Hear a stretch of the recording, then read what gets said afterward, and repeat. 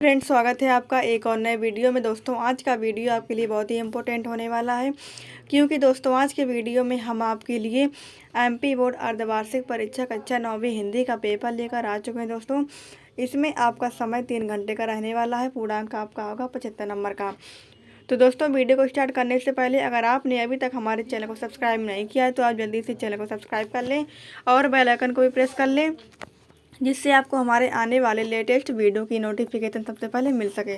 तो चलिए फ्रेंड्स, कक्षा 9वीं हिंदी का पेपर देख लेते हैं किस प्रकार से आपके एग्जाम में आने वाला है। तो यहाँ पर कुछ निर्देश दिए हुए हैं, तो सबसे पहले आप निर्देशों को अच्छे से पढ़ लीजिएगा। पहला क्वेश्चन यहाँ पर दिया हुआ है, सही विकल्प चुनकर लिखिए। ये आपके एग्जाम में 6 नंबर का आएगा। तो पहला दिया हुआ है यहाँ पर क्वेश्चन, कृष्ण भक्ति शाखा के प्रतिनिधि कवि हैं सूरदास, तुलसीदास, जायसी या फिर कबीरदास। दूसरा क्वेश्चन दिया हुआ है, रसात्मकम वाक्यम काव्यम परिभाषा किसकी है? भामा की, पंडित राज जगन्नाथ की, आचार्य विश्वनाथ की, भरत मुनि की।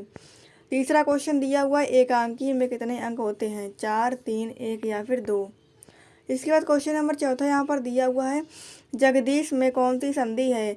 व्यंजन संधि, स्वर संधि, दीर्घ संधि या फिर विसर्ग संधि। पांचवा क्वेश्चन दिया हुआ है, काव्य की शोभा बढ़ाने वाले तत्व क्या कहलाते हैं? छंद, शब्द शक्ति, अलंकार या फिर काव्य गुण। पांचवा क्वेश्चन दिया हुआ है, मृत्यु का तरल दूत कौन था? जोर की आंधी, प्रचंड ताप, तेज गति से आधा, बाढ़ का पानी, गहरा तालाब। दोस्तों, अगर आपने अभी तक हमारे वीडियो को लाइक नहीं किया है तो आप जल्दी से वीडियो को लाइक कर दीजिए और ये वीडियो अपने सभी दोस्तों के साथ भी शेयर कर दीजिए। दूसरा क्वेश्चन दिया हुआ है, रिक्त स्थानों की पूर्ति उचित शब्द चुनकर लिखिए। पहला दिया हुआ है यहाँ पर, छायावाद के जनक रिक्त स्थान माने जाते हैं। दूसरा दिया हुआ है, जिसके कारण स्थायी भाव जागृत हो वह रिक्त स्थान कहलाता है। तीसरा क्वेश्चन दिया हुआ है, दो बैलों की कथा गद्य की रिक्त स्थान विधा की रचना है। चौथा क्वेश्चन दिया हुआ, शब्द के पहले जुड़ने वाले रिक्त स्थान कहलाते हैं। पांचवा दिया हुआ है, वी रस का स्थायी भाव रिक्त स्थान है। छठा दिया हुआ है, पीपर पात सरिस मंडोला में रिक्त स्थान अलंकार है। तीसरा क्वेश्चन दिया हुआ है, सही जोड़ी बनाइए। एक तरफ स्तंभ आ दिया हुआ है, एक तरफ स्तंभ बा दिया हुआ, तो आपको अच्छे से मिलान कर लेना है। स्तंभ आ में दिया हुआ श्रृंगार रस, रीढ़ की हड्डी, 24 मात्राओं का छंद, विद्यालय, सालिम अली, चारू चंद्र की चंचल किरणें।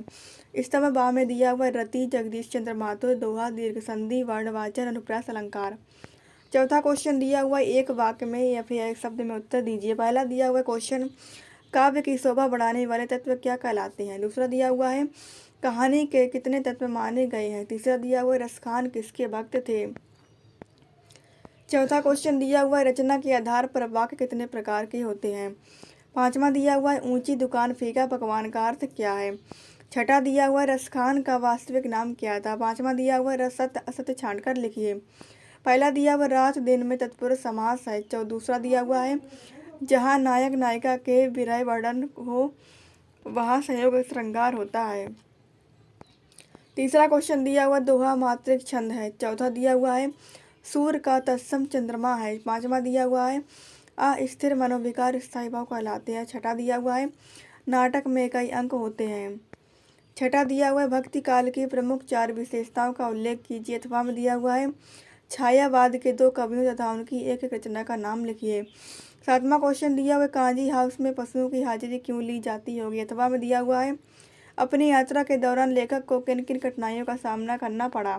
तो ये आपके एग्जाम में 2-2 नंबर के आने वाले हैं।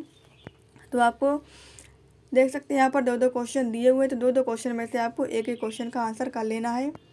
आठवां क्वेश्चन दिया हुआ है, रस की परिभाषा देते हुए प्रकार लिखिए। अथवा में दिया हुआ है, दोहा छंद की परिभाषा उदाहरण सहित लिखिए। 9वां क्वेश्चन दिया हुआ है, महाकाल किसे कहते हैं? 2 प्रमुख महाकाव्य एवं उनके रचनाकारों के नाम लिखिए। दोस्तों, यहाँ पर महाकाव्य दिया हुआ है। अथवा में दिया हुआ, यमक अलंकार की परिभाषा लिखिए तथा उदाहरण दीजिए। 10वां क्वेश्चन दिया हुआ है, निबंध की परिभाषा लिखिए। अथवा में दिया हुआ, नाटक और एकांकी में अंतर लिखिए। 11वां क्वेश्चन दिया हुआ, किस घटना ने सालिम अली के जीवन की दिशा को बदल दिया और उन्हें पक्षी प्रेमी बना दिया? अथवा में दिया हुआ है, लेखक के अनुसार जीवन में सुख से क्या अभिप्राय है? 12वां क्वेश्चन दिया हुआ है, आपदाओं से निपटने के लिए अपनी तरफ से कुछ सुझाव दीजिए। अथवा में दिया हुआ, लेखिका ने अपनी नानी को कभी भी नहीं देखा, फिर भी वह उनके व्यक्तित्व से क्यों प्रभावित थी? 13वां क्वेश्चन दिया हुआ है, दोहा छंद की परिभाषा उदाहरण सहित लिखिए। अथवा में दिया हुआ है, रिपोर्टार्ज से आप क्या समझते हैं? लिखिए। 14वां क्वेश्चन दिया हुआ है, हजारी प्रसाद द्विवेदी की भाषा शैली की किन्हीं दो विशेषताओं को लिखिए अथवा में दिया हुआ है। प्रेमचंद का जीवन परिचय बताते हुए उनके शैली के बारे में वर्णन कीजिए। 15वां क्वेश्चन दिया हुआ है। कबीर रस खान के भाव सौंदर्य की दो विशेषताएं लिखिए अथवा में दिया हुआ है। सुमित्रा नंदन पंत के भाव सौंदर्य की दो विशेषताएं लिखिए। 16वां क्वेश्चन दिया हुआ है। निपात शब्द से क्या आशय है, उदाहरण सहित लिखिए अथवा में दिया हुआ है। विज्ञापन लेखन की दो विशेषताएं लिखिए। 17वां क्वेश्चन दिया हुआ है। उपसर्ग और प्रत्यय में अंतर लिखिए अथवा में दिया हुआ है। लोकोक्ति और मुहावरे में अंतर लिखिए।